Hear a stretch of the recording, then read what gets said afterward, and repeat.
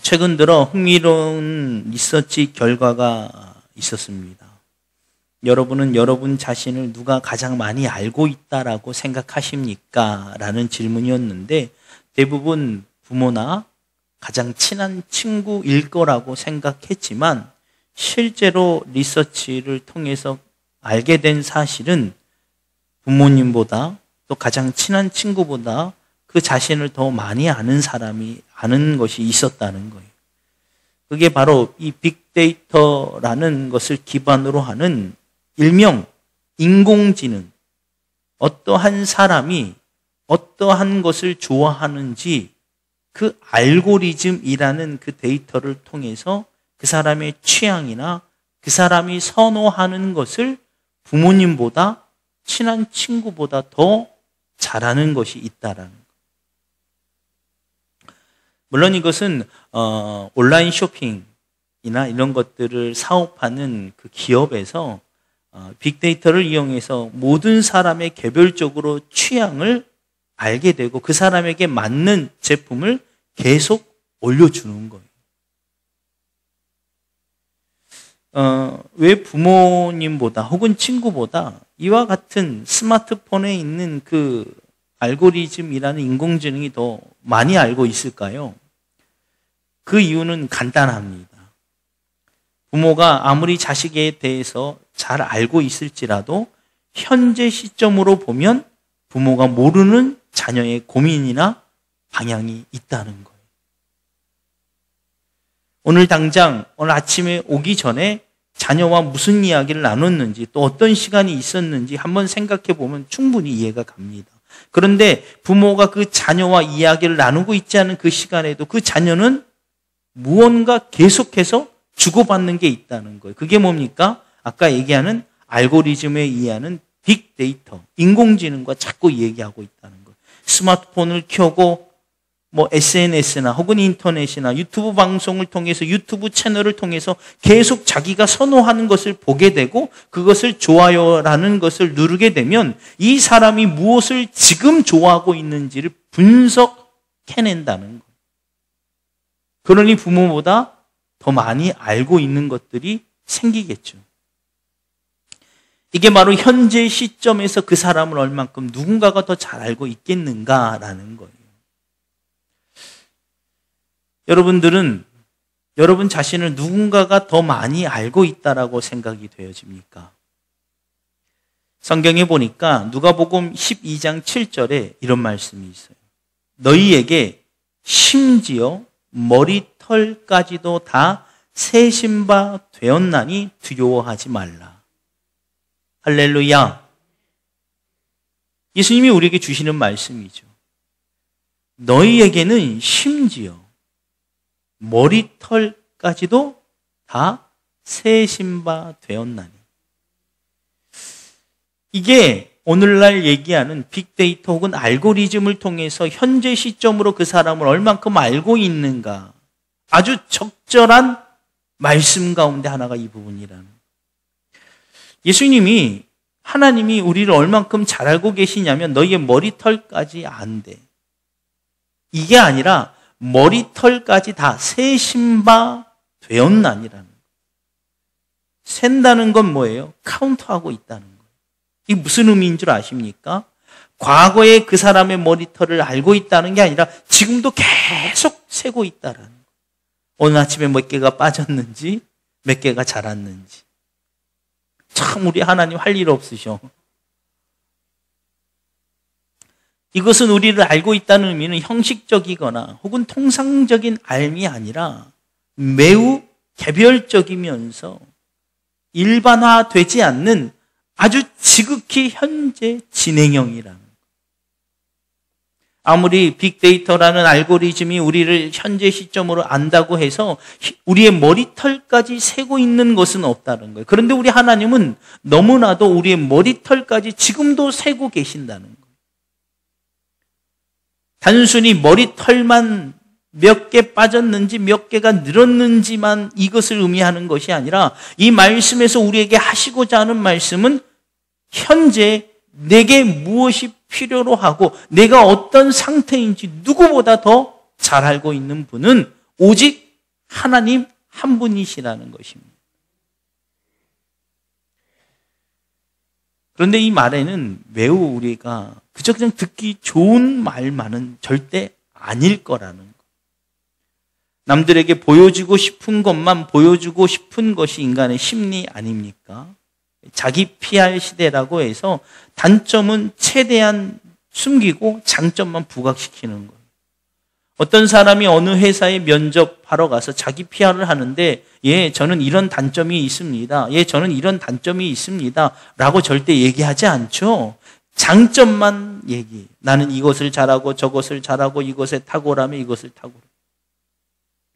그런데 우리 하나님은 아쉽게도 안타깝게도 우리의 모든 단점, 속속들이 알고 계신다는 거예요. 할렐루야. 내가 그것을 숨기고 싶다고 해서 숨길 수 있는 것이 절대 아니라는 거예요. 그런데 우리는 가끔 착각하죠. 내가 숨기고 싶을 때 숨길 수 있을 거라고 착각합니다. 그런데 절대 그렇지 않습니다. 우리의 모든 것을 다 알고 계십니다. 할렐루야. 그렇게 생각하니까 우리 주님, 우리 예수님, 우리 하나님 참 대단하시다. 아무리 친한 친구도 내 단점, 내가 숨기고 싶은 것 다 드러내면 내 곁에 있을 사람이 과연 몇 명이나 될까? 내가 혼자 있을 때 무슨 생각을 하는지, 내가 혼자 있을 때 어떤 행동을 하는지. 제가 차를 몰고 갈 때 앞에 확 껴드는 사람을 보고 우리 권사님들이 계실 때의 반응과 저 혼자 있을 때 반응이 똑같을까요? 다를까요? 부끄럽지만 다릅니다. 그제도 큰 사고가 날 뻔했어요. 저희 아내를 태우고 사모를 태우고 이제 집으로 가는 길에 우리가 끝 차선을 막 가고 있는데 이 옆에 차선에 있던 차가 갑자기 우리 앞을 그냥 막아버리는 바람에 그분이 운이 좋았던 거. 왜냐하면 저를 만났기 때문에 운동신경이 있고 민첩해서 그 순간을 정말 그 순간을 그 사이로 싹 피해 섰어요. 안 그랬으면 큰 사고가 났을 거예요. 저희 차가 아마 반파됐을 거예요. 놀라운 건 제가 욕을 안 했다는 거예요. 정말 욕을 안 했어요. 저희 사모도 옆에 있었지만 그분이 이제 그 앞쪽에 차가 좀 가다가 내리더라고요. 저도 내려서 차가 어디가 부딪혔나 그것만 확인했을 뿐이지 뭐라고 얘기는 안 했어요. 그럼 제가 뭐 정말 참을성이 있어서 그런 게 아니라 저도 놀란 나머지 뭐 더 이상 얘기할 게 없더라고요. 아무튼 다릅니다. 여러분이 옆에 타 계실 때랑 저 혼자 있을 때 누가 차가 확 치고 들어오면 반응이 달라요. 여러분이 계시면 아마 아무리 화가 나도 저런 이러고 말겠죠. 근데 저 혼자 있을 때면 아마 저 나쁜 사람 이렇게 막 할 거예요. 우리 하나님이 우리 곁에 그렇게 계신다는 거예요. 아마 아무리 친한 친구도 그걸 다 보인다면 옆에 있을 사람이 없을 거예요. 부모 또한. 그럼에도 불구하고 하나님이 우리를 몰라서 우리 곁에 계신다는 게 아니라는 거예요. 아무리 우리 흠이 있고 단점이 있고 남에게 보이고 싶지 않는 그런 모습이 있을지라도 사랑하기 때문에. 그래서 하나님이 우리를 사랑하시는 그 사랑은 아가페라고 하는 거예요. 무조건적인 사랑.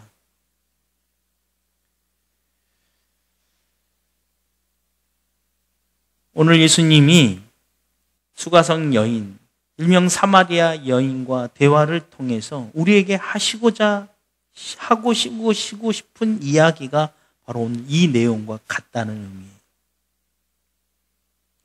지난주와 이어 오늘 두 번째 똑같은 성경의 본문의 스토리를 가지고 말씀의 은혜를 나눌 터인데 그냥 그 모습을 보고 있으면 예수님과 이 사마리아 여인, 이 우물가의 여인과 전체 이야기 스토리가 전혀 맥락을 이을 수가 없어요. 예수님이 갈릴리 사역의 1차 사역을 시작하기 전 그 사마리아 지역, 또 그 우물가에 앉으신 이유는 뭐며, 또 그 마침 땡볕이 내려쬐는 그 시간대에 그 여인은 또 왜 물들어 왔으며, 또 그 여인과 대화를 나누다가 물 좀 달라 하는 그 말에 이 여인의 어처구니 없는 반응은 또 뭐며, 또 그걸 그대로 듣고 계신 예수님은 또 뭐며, 그리고 갑자기 뜬금없이 내 남편을 불러오라는 예수님의 말씀은 또 뭐며, 그 말을 듣고 그 여인은 이때다 싶은 것처럼 자기의 수치스러운 과거를 다 드러내는 건 또 뭐며, 정말 이해가 할 수 없는 부분들이 많습니다. 그런데 지난주 말씀드린 것처럼 상담의 기법 가운데 모델링 기법이라는 게 있어요. 상담을 받으러 오는 내담자를 옆에 앉혀놓고 둘이 상담자와 두 상담사가 연극을 하는 거예요. 상황을 보여주는 거예요. 그 상황 속에 직접 개입되어 있지는 않지만 그 내담자가, 상담을 받으러 오는 사람이 그 상황을 보면서 이해하고 깨닫게 해주는 거예요. 그렇게 보니까 예수님과 그 수가성 여인의 대화가 이해가 가는 거예요. 지난주 말씀드린 것처럼 본문의 주인공은 예수님과 여인뿐만 아니라 또 하나의 인물, 누가 있다고 그랬죠? 우리. 더 정확하게 얘기하면 나, 그리고 여러분이 그 상황에 놓여 있다는 것. 여기 기록되어 있지는 않지만 저에겐 그렇게 들려요. 야, 창훈아, 잘 봐. 지금 내가 이 여인과 대화를 나눌 거야. 상황을 만들 거야. 상황을 잘 보고 잘 들어봐. 내가 너에게 꼭 해주고 싶은 말이야.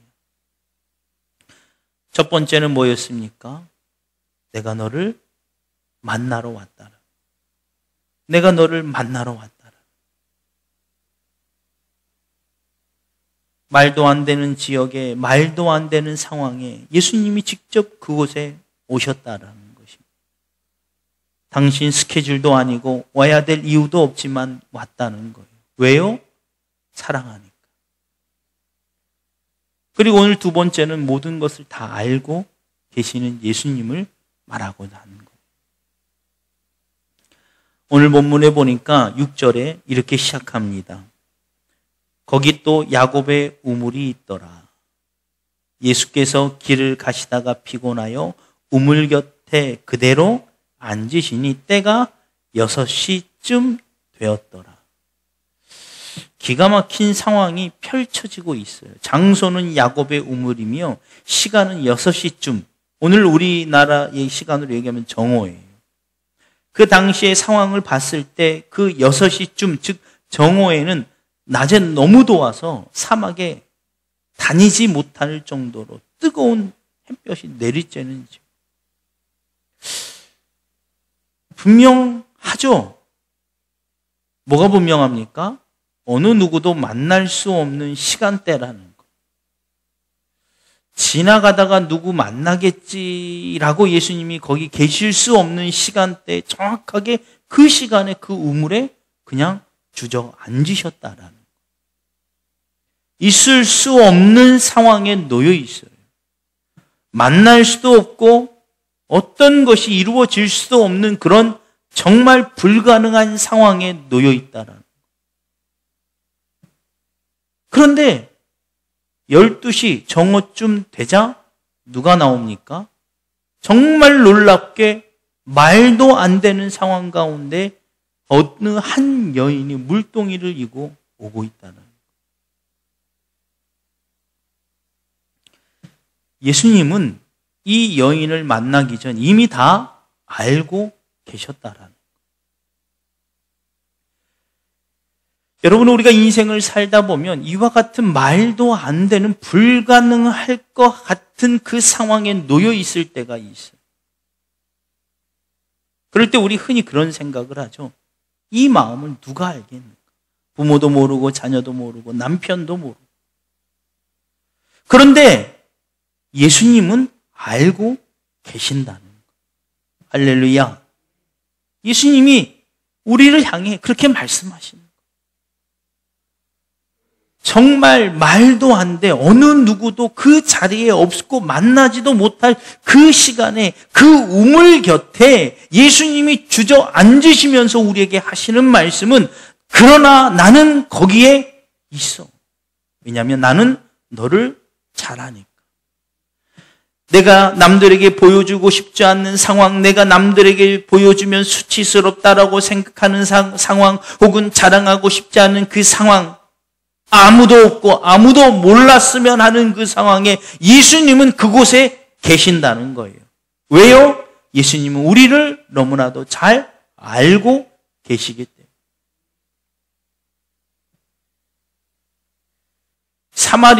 사마리아인과 이 유대인들 사이에는 매우 아주 복잡한 미묘한 신경전이 있습니다.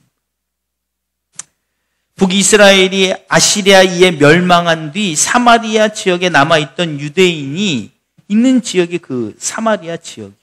근데 유대인들이 거기에 남아있으면서 나머지는 다 포로로 잡혀갔지만 몇 명이 거기 남았어요. 그런데 그 남으면서 어떻게 보면 이방인들과 혼혈이 생깁니다.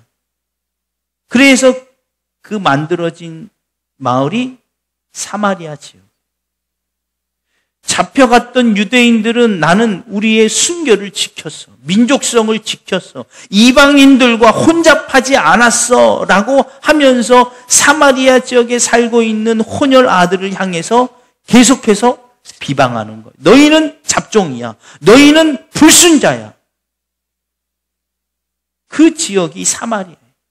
또 당시 상황으로 봤을 때 사마리아의 인으로만 태어난 것도 수치인데 더 수치스러운 게 하나 더 있다면 뭐예요? 여자라는 거. 지금은 그렇지 않지만 당시의 상황이 그렇다는 거. 이걸 잘 생각해 보고 그리고 그 다음 이야기로 들어가면 왜 이 여인이 물을 뜨러 왔다가 물 곁에 서 있는 히브리 청년, 유대인 청년이 물 좀 달라고 했을 때 왜 이렇게 반응을 보였나? 이해가 가는 거예요. 한번 생각해 봅시다. 지금 남들이 오지 않는 시간대에 물을 길러 왔어요. 왜 그랬죠? 우리가 잘 아는 것처럼 이 여인의 삶이 남들에게 보여주고 싶지 않고 자랑할 것이 없는 인생이었기 때문에 그 사마리아 지역에서조차 열등감이 가득한 여인이었을 거라는 거. 그래서 그 12시 아주 그냥 햇볕이 쨍쨍 내려쬐는 그 시간대에 어쩔 수 없이 물동이를 가지고 지금 우물가에 오고 있는 상황인 거예요. 오면서 기분이 좋았을까요? 야, 그래도 사람들이 없어서 줄 안 서서 좋겠다. 그랬을까요? 그렇지 않겠죠. 그러면 그 물을 길르러 가면서 물을 뜨거울 때는 기분이 좋았을까요? 물에 대한 긍정적인 마음이 있었을까라고 묻는 것입니다. 물을 보면 기분이 좋을까요? 그렇지 않죠. 이 여인과 물은 애증의 관계예요. 내가 정말 나가고 싶지 않은데 나는 정말 밤에만 다니고 싶고 남들한테 잘 드러내고 싶지 않은데 어쩔 수 없이 가야 돼요. 왜요? 물 못 먹으면 죽으니까. 먹고는 살아야 되겠으니까 가긴 가야 되는데 언제 가냐면 사람들이 아무도 없을 때 그 햇볕이 내리쬐일 때 그 물동이를 치고 가는 거예요. 여러분 한번 상상해 보세요. 여러분 같으면 어떻겠습니까? 저라면 이 물동이를 확 집어던지고 싶을 마음이고 아마 몇 번이고 집어던졌을 것 같아요. 매번 왔다 갔다 하면서 정말 이 물동이가 없다면 그래서 오죽하면 예수님이 생수에 내가 주는 물은 다시는 목마르지 아니하리라 그러니까 연이 뭐라고 그래요? 이 그 물 주옵소서. 다시는 목마르지 않게 하여 주옵소서. 예수님의 의도와 같은 것으로 묻는 것이 아닙니다. 왜 달라고 했죠? 다시는 물길로 오지 않게 그 물을 내게 주옵소서. 여인의 상태가 어떠한지를 여실히 보여줍니다. 그런 여인에게 예수님이 뭐라고 그래요? 물 좀 달라.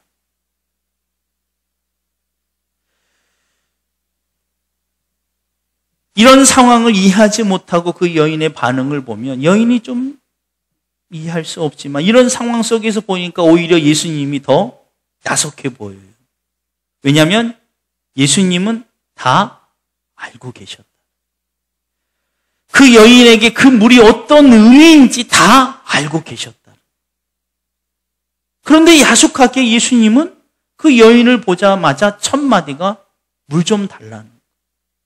아주 지겨워 죽겠는데, 나는 이 물 때문에 아주 그냥 힘들어 죽겠는데.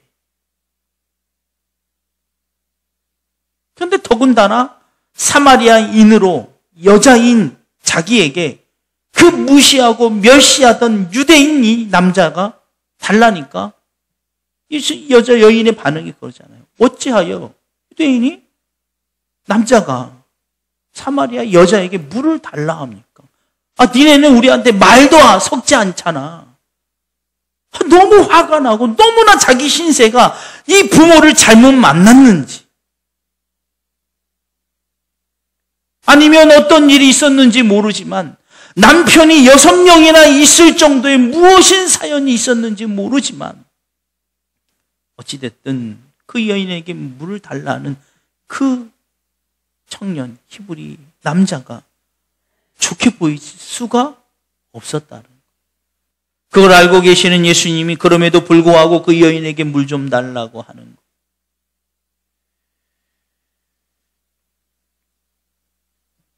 여러분, 오늘 예수님은 우리에게 그렇게 찾아오신다는 거예요.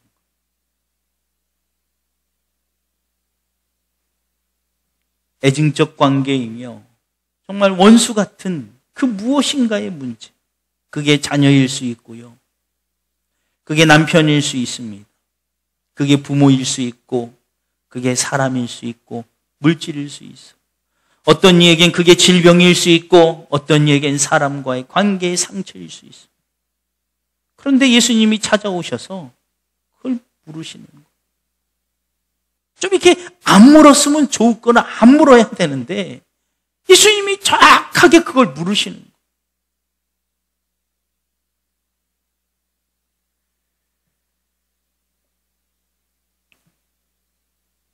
그리고 나서 예수님이 그 여인에게 하신 말씀이 뭐예요?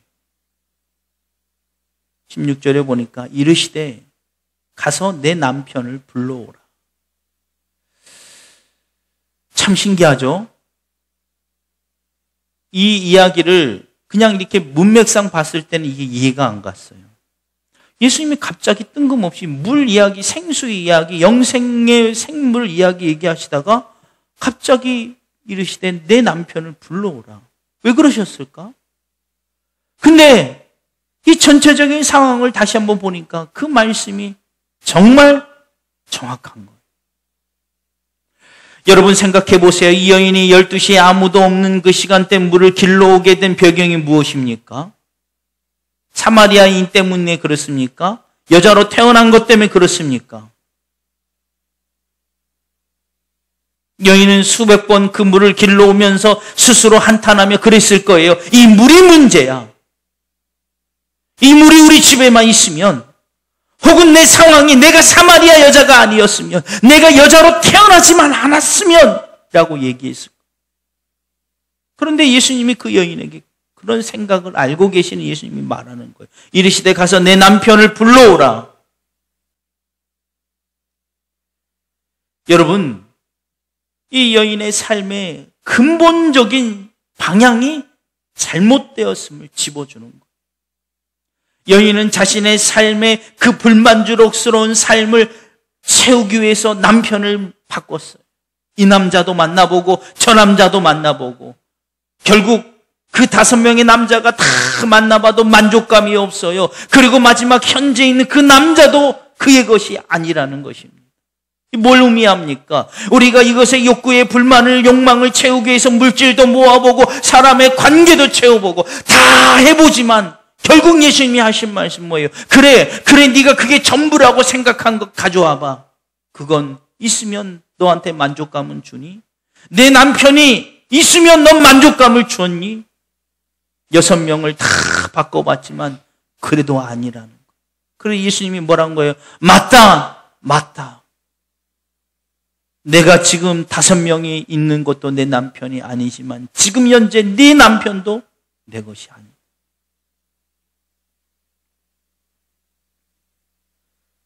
여러분, 무엇이 우리 인생의 본질입니까? 바로 예수 그리스도임을 믿으시기를 주 이름으로 축원합니다. 이 여인이 사마리아인으로 태어난 것 때문에, 여자로 태어난 것 때문에 남편이 5을 바꿀 정도로 다 채워봐도 만족감이 없는 이유는 딱 한 가지. 예수 그리스도라. 그래서 예수님이 10절에 내가 만일 하나님의 선물과 또 내게 물 좀 달라는 이가 누구인 줄 알았더라면 내가 그에게 구하였을 것이요 그가 생수를 내게 주었으리라. 할렐루야, 할렐루야. 남편이 아니라, 물질이 아니라, 건강이 아니라 우리의 만족감이 되시는 분은 오직 예수 그리스도 한 분뿐임을 믿으시기를 주 이름으로 축원합니다. 여러분, 여기까지 예수님이 계속 이 사마리아 여인과 대화하면서 보여주는 게 뭐예요? 잘 봐. 여인의 상황을 내가 잘 알아. 어떤 말 할지도 알고 어떤 반응을 보일지도 알아.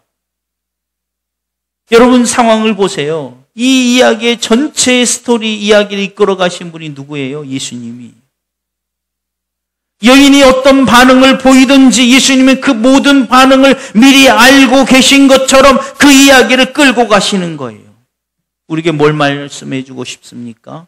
내가 너도 잘 안다라는. 너무나도 잘 알아. 안다는 것은 네가 어떤 생각을 하는지, 네가 어디가 아픈지, 네가 무엇이 불편한지 여기만 그치는 것이 아니라 내게 가장 좋은 것이 무엇인지까지 안다는 것. 그리고 그것을 해결해 주는 방법까지 알고 계신다는 것. 여러분, 히브리서 11장에 보면 흔히 얘기하는 믿음의 장이라고 합니다.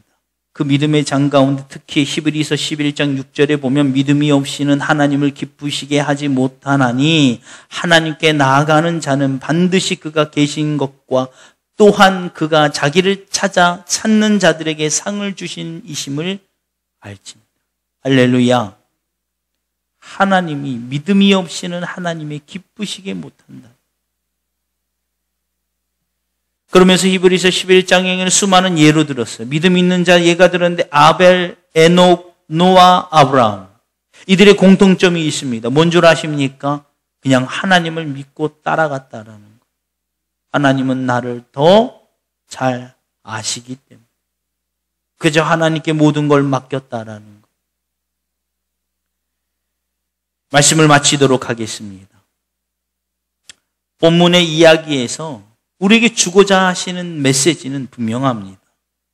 난 널 잘 알고 있어. 그렇죠? 그런데 왜 사마리아 여인을 썼을까요? 이제 여기에서 우리의 반응이 바로 달라집니다. 더 좋은 사람을 쓸 수도 있어요. 좀 부드럽거나 유한 사람. 그렇죠? 그런데 사마리아 여인의 행실 자체가 뭔지 모르지만 모난 여인이에요. 성격도 보통이 아니에요. 따박따박 말대꾸를 얼마나 잘합니까? 왜 그 여인을 상대해 그런 캐릭터를 썼을까? 우리에게 예수님이 하고자 하는 말씀이었어요. 예수님은 우리를 잘 알고 계십니다. 믿으십니까? 우리 여기까지는 알고 있어요. 그럼 우리가 예수님께 어떤 반응을 보여야 합니까? 숨김없이 낱낱이 구해야 한다는 거예요. 그래서 이 여인이라는 캐릭터를 쓴 거예요. 보세요. 히브리 청년이 히브리 남자가 물 좀 달라 했을 때 보통 여인 같으면 아무리 화가 나고 아무리 치가 침으로 올라도 그래도 체면이 있지. 그래도 뭐가 있지 하면서 숨겼을 거예요. 그래요. 물을 떠줬을 거예요. 그런데 이 여인은 어때요? 즉각적으로 반응을 보입니다. 그뿐입니까? 내 남편을 불러오라 했을 때 뭐라고 해요? 없다 하면 되는데 다 속내를 드러냅니다. 여러분, 우리를 너무나도 잘 알고 계시는 예수님께서 우리에게 부탁하시는 말씀이 이거예요. 가리지 말고 숨기지 마라. 네 감정 있는 그대로 내가 수치라고 생각하는 것들조차도 다 내게 보이라는 거예요. 할렐루야. 내가 이미 알고 있지만 네가 그것을 완전히 드러낼 때 그때부터 내가 너를 치료할 수 있는. 예수님이 우리에게 찾아오신 이유, 우리를 사랑하신 이유, 우리가 부끄럽지 않기 때문에, 죄인이 아니기 때문에, 수치스러운 일이 없기 때문에, 자랑할 것이 많기 때문이 절대 아니라는 거예요. 오히려 너의 수치가, 너의 부끄러움이, 너의 과거가, 너의 사연이 나를 만나는 재료가 될 수 있다라. 최근 들어서 제가 밤중에 밤잠을 못 자면서 하나님께 기도한 적이 있어요. 저희 둘째 녀석도 그렇고 자랑은 아니지만 제가 좀 이렇게 강박관념 같은 게 있어요. 겁도 많아요. 그렇게 안 보이지만 겁이 많아요. 그래서 그날도 이제 뭐 다른 때와 같이 저희 둘째 녀석이 갑자기 걸정이 되고 조금만 소리를 내면 제가 또 이렇게 밤잠을 섰죠. 그날도 막 애가 둘째 녀석이 뭐라 이렇게 뒤척이길래 일어났어요. 그래서 자고 있나? 뭐가 문제인가? 보고 앉아 있는데 잠이 안 오더라고요. 그리고 하나님께 그렇게 기도했어요. 하나님, 참 왜 이렇게 약한 사람을, 겁도 많고 두려움도 많고 이런 저를 사용하시나요? 겁도 없고 두려움도 없고 씩씩한 사람을 쓰시지. 저는 겁도 많고 두려움도 많고 작은 것에도 예민한 저를 왜 쓰시나요? 그때 주님이 저를 위로하시면서 하시는 말씀이 그것 때문이야. 그것 때문이야. 네가 겁도 많고 두려움도 많고 불안해하기 때문에 나를 더 찾는다.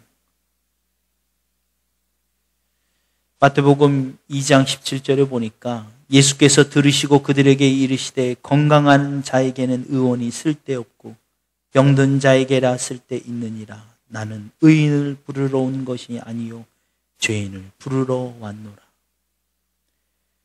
여러분, 우리가 무엇인가 잘났기 때문에, 허점이 없기 때문에 우리를 만나주시는 게 아닙니다. 우리를 너무나도 잘 알고 계시는 예수님이 우리 허점도 알고 계시고 부끄러운 과거도 알고 계시고 부족한 것도 알고 계세요. 그래서 예수님이 말씀하시고 얘야, 내가 너를 찾아온 건 네가 모든 게 다 완벽해서가 아니야. 네 연약한 부분, 네가 수치스럽게 생각하는 부분, 자랑하고 싶지 않고 부끄럽게 생각하는 것까지 내가 이미 잘 알고 있기 때문에 그래서 내가 너를 찾아온 거야. 여러분, 우리 주님께 다 맡기시기를 주 이름으로 간절히 축원합니다. 다 맡겨버리시기를 주 이름으로 간절히 축원합니다. 맡긴다는 건 다 그대로 보인다는 거예요.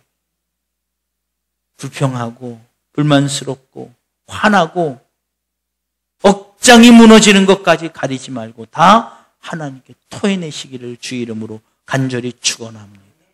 그리고 그분께 다 맡겨버리셔.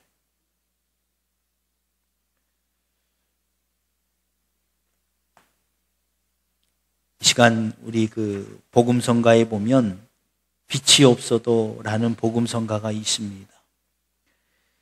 여러분, 우리는 분명히 알고 있어야 돼. 우리 주님이 나를 사랑하는 이유 딱 한 가지. 그분 자체가 사랑이시기 때문에. 그분 자체가 사랑이시기 때문에 그런 거예요.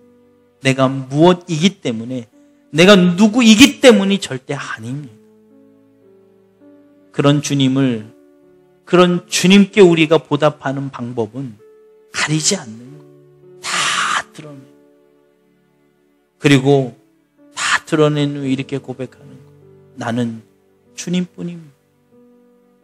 나는 오직 주님 한 분뿐입니다. 여러분, 우리가 시간이 흐르고 세월이 지나서요, 제가 두려운 건 늘 말씀을 드리지만 그거예요. 교회가 부흥하고 성도가 많아지고 건물이 커지고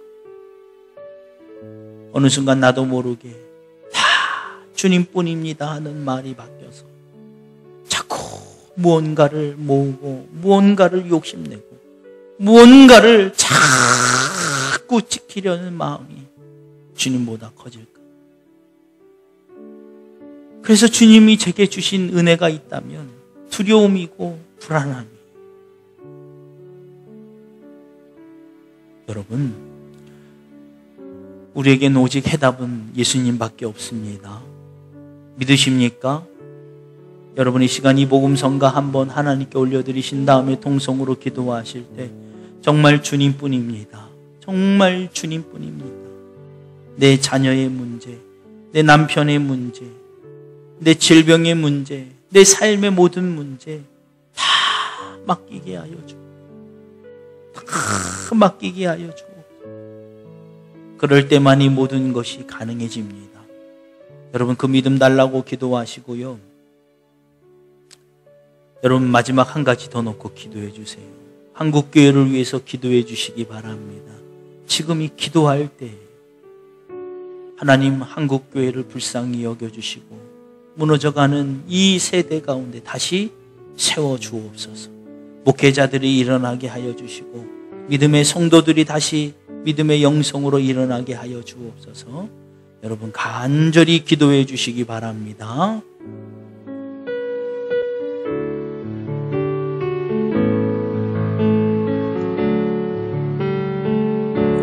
빛이 없어도 환하게 다가오시는 주 예수, 나의 당신이여. 음성이 없어도 똑똑히 들려주시는 주 예수, 나의 당신이여. 당신이 있음으로 나도 있고, 당신의 노래가 머무름으로 나는 부를 수 있어요. 주여, 꽃처럼 향기 나는 나의 생활이 아니어도 나는 당신이 좋을 수밖에 없어요. 주 예수, 나의 당신이여. 나는 없어도 당신이 곁에 계시며 나는 언제나 있습니다. 나는 있어도 당신이 곁에 없으며 나는 언제나 없습니다. 당신이 있음으로 나도 있고, 당신의 노래가 머무름으로 나는 부를 수 있어요. 주여 꽃처럼 향기 나니 나의 생활이 아니어도 나는 당신이 좋을 수밖에 없어요. 주 예수 나의 다신이여. 당신이 있으므로 나도 있고 당신의 노래가 머무름으로 나는 부를 수 있어요. 주여 꽃처럼 향기 나니 나의 생활이 아니어도 나는 당신이 좋을 수밖에 없어요. 주 예수 나의 다시. 이 시간 우리 주여 삼창하고 통성으로 기도하도록 하겠습니다. 주여 주여 주여. 아버지 하나님, 이 시간 주님 앞에 간절히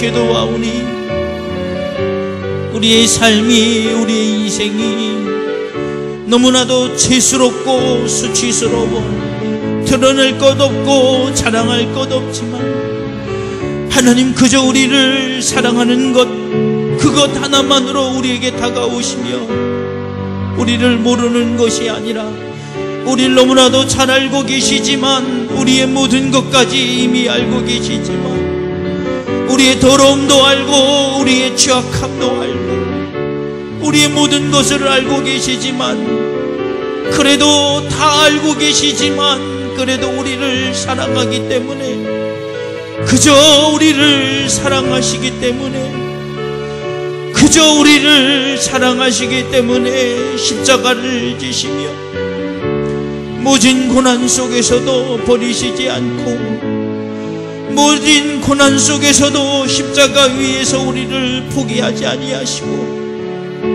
우리가 그저 주님 앞에 배신자며 그저 주님을 창질하며 주님께 채찍질한 자였음에도 불구하고, 그럼에도 우리를 사랑하시기 때문에, 그저 우리를 사랑하시기 때문에 다가오시는 그 주님을 다시 한번 깨달을 수 있도록 인도하여 주심에 감사합니다.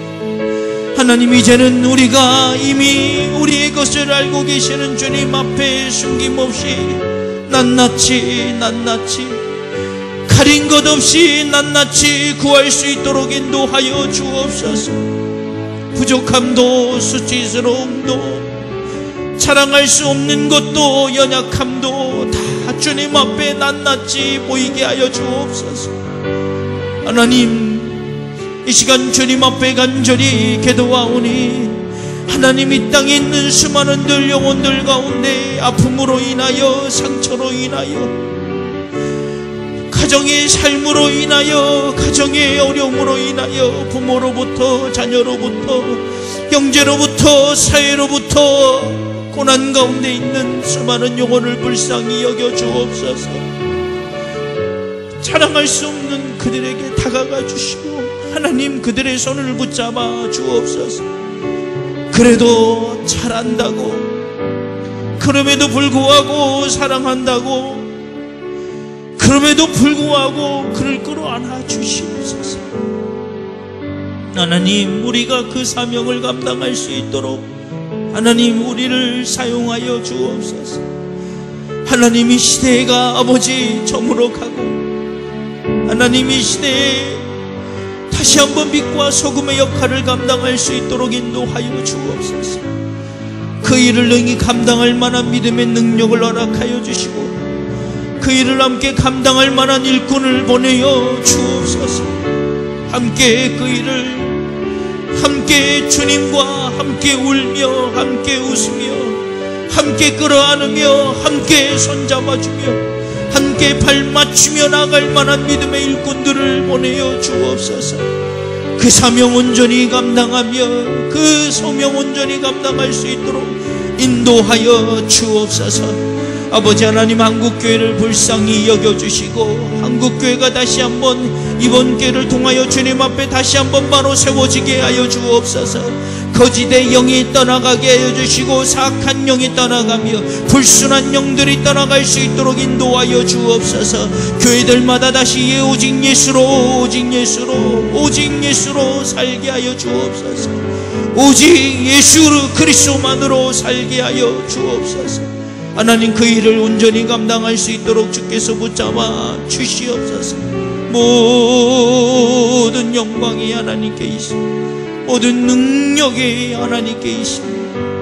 모든 영광이 하나님께 있음을 고백합니다. 지금은 우리 구주 예수 그리스도의 십자가의 보혈의 은혜와 지금도 분명 살아계셔서 우리의 모든 인간의 생사복을 주관하고 계시는 하나님의 끝끝인 사랑하심과 우리 안에 계시면서 우리를 위하여 말할 수 없는 탄식으로 친히 간구하시는 성령님의 감화 감동 교통 역사하심이 오늘 말씀처럼 모든 것을 구하기로 작정하고 오직 주님만이 우리의 삶의 소망임을 깨닫고 말씀과 날마다 성경을 묵상하며 살아가기로 작정하는 모든 속해 있는 가정과 직장과 사업장에 이제로부터 영원토록 함께 하시기를 간절히 축원하옵나이다. 아멘.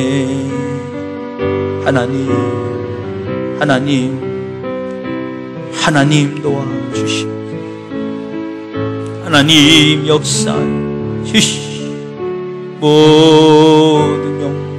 모든 영광 이시 감사합니다. 예수